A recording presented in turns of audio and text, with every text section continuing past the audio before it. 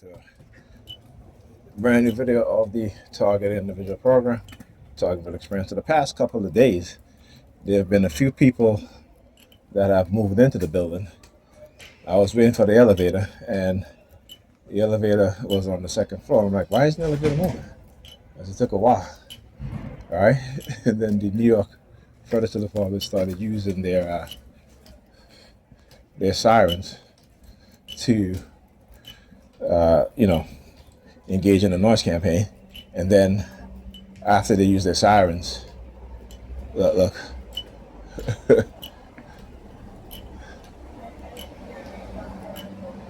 Like, where you going, lady? Reversing? Reversing. She ain't even looking behind her. She reversing. How you when you reverse, there's a certain technique. Light up the cigarette as you see me. There's certain techniques that you do, right? So you have one hand on the steering wheel, right? One hand, over your car seat as you look back. That way, you can see what's behind you, right? You can't just look at your rearview mirror and you're backing and you're reversing slowly, right? I mean, it's ridiculous, but these people don't really know how to drive.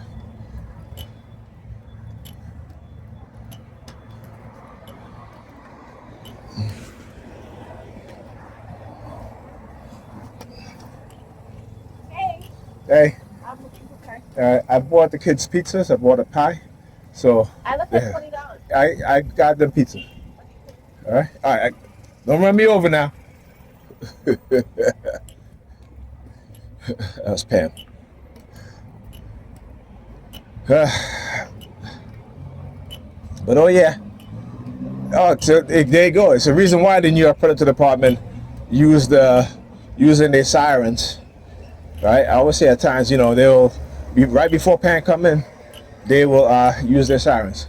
And how is it that I just leave at a particular time? They held on to the elevator, right? And come out the building and there she is, right? So I want you to understand how they manipulate situations, okay? Right? Had they not hold on to the elevator, I would not have seen her. But when I talk about the manipulation of time, the synchronization, this is what they do. And it's meant to look natural. This is how they do mystical manipulation. Right? What is called mystical manipulation because they have an army of people engaging in interference, engaging in slowing down traffic or what have you, or allowing traffic to go, right? And I remember when I used to park, right? Sometimes very, very late, right? Be outside waiting for 2-3 hours for parking, okay? Right? And then when they'll use mystical manipulation to try to manipulate me. And then I'll, get on the block, all of a sudden, I get parking, right?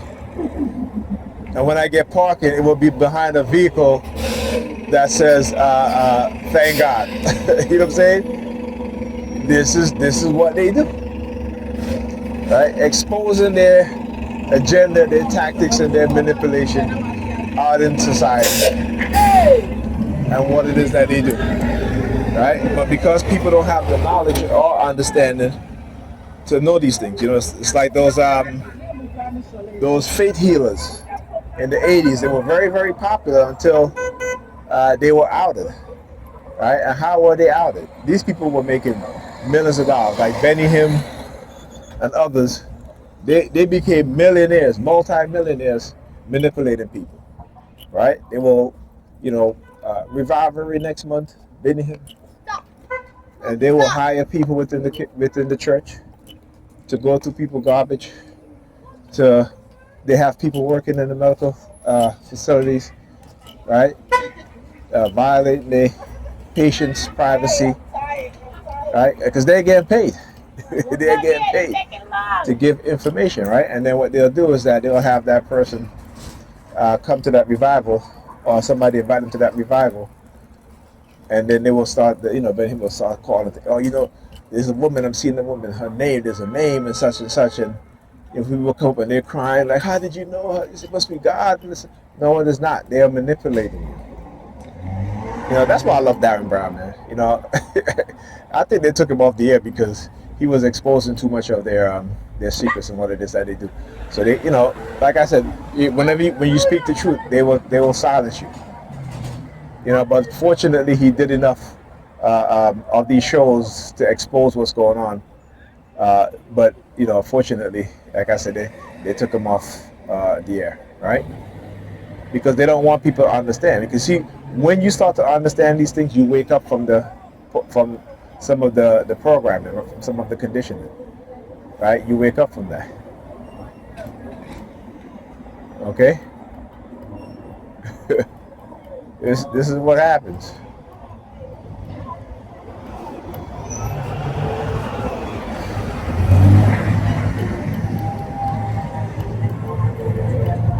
See this little kid over here playing games outside in the street like that. That shouldn't be, See, and again, their mothers let them do this, right? Even when I'm walking with my son, and I see him looking at his phone, I said, put your phone down. I said, my phone is up because I'm recording stuff. But you're not supposed to be walking the street playing games or watching videos on your phone. All right? You know what I'm saying? When I'm not recording, if I'm walking with my daughter, my phone is in my pocket. Unless I'm doing a recording, it's the only time I hit my phone in my pocket. But other than that, it's in my pocket. But I see a lot of children, particularly aged like that, with phones, and they shouldn't be having phones. Right? But because the mothers don't understand and are quite ignorant to these things, that they buy their children phone without understanding the significant damage that they're causing their children. Right? And particularly black mothers, they do this. Right? Because the phone is what... See, here's the thing. They don't want the man to discipline the child, but they've put a phone in the child's hands that's dangerous to keep him quiet or her quiet. Do you understand? So instead of teaching him, the father teaching him good behavior, they rather the phone shut them up. But what happens when they become so addicted to the phone that they can't take the phone away from them? Or are they so psychologically damaged because, the radio wave, microwave frequency that the phone has, that receiver and sender, that it not only would affect them psychologically, but it affects them neurologically as well, right? They don't think. Like I said, they don't think. All right, all of them are supposed to be the smartest, the most educated, but yet make some of the dumbest decisions, right? Like I said, my kids didn't even have a phone until they were Ethan, 12, Alyssa 12 also, because she's going to middle school, and they changed the rule this year so that no phone, they can't bring phones to school. So she leaves her phone home. She doesn't take it in to her, and when I'm there, her phone is out of her hands. If I see her on her phone for too long, it's out of her hands, and I say, go get your tablet or get on your computer. So having learning about these things, it's, again, like I said, we are people we lack knowledge. We lack knowledge. And we don't understand the damage that we do to our children because our mothers don't want to learn anything. They don't want to listen except to their pastor in the church and always quoting Bible scriptures. But that doesn't serve us well as a people. It doesn't serve them well as women, and it doesn't serve their children well also. And they've yet to understand that.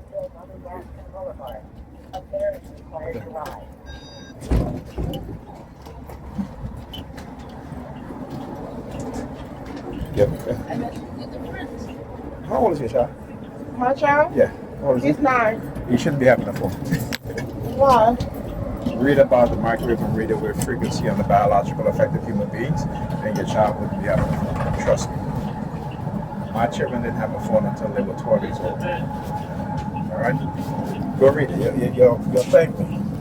And you'll save your child.